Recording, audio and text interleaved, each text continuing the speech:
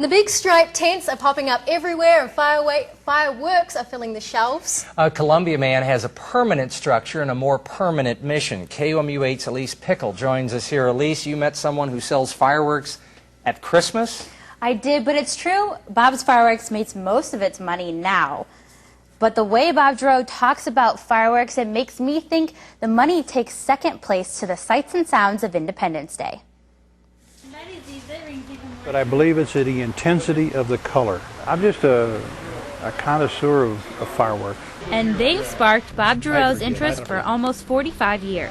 Sparklers, Roman candles, firecrackers. They all interest him, as long as he knows the people who enjoy them like he does can stay safe. Fireworks are like everything else. It demands your attention. You have to have the common sense. You have to have supervision with parents and all that. And, you know, what can you do in life that doesn't pose a risk? This risk causes an average of 14 deaths per year nationally.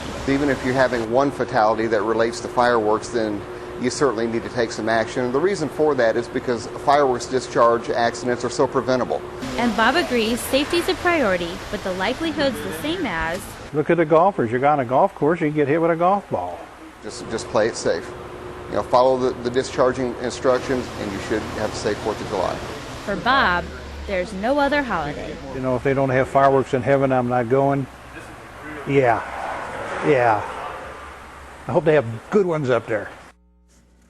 Now, there are some restrictions on where you can shoot off your own fireworks. Fireworks are only allowed outside the city limits. The Columbia Fire Department said that if someone is caught shooting off their own fireworks inside the city limits, they might be summoned to court. The department also wants everyone to know and to remember to stay safe and call 911 immediately if there is a fire or injury due to fireworks. They say always to have a fire extinguisher or water on hand and to never point fireworks at a person, building, or a vehicle. Very good advice. Okay, thanks, Elyse. Yeah.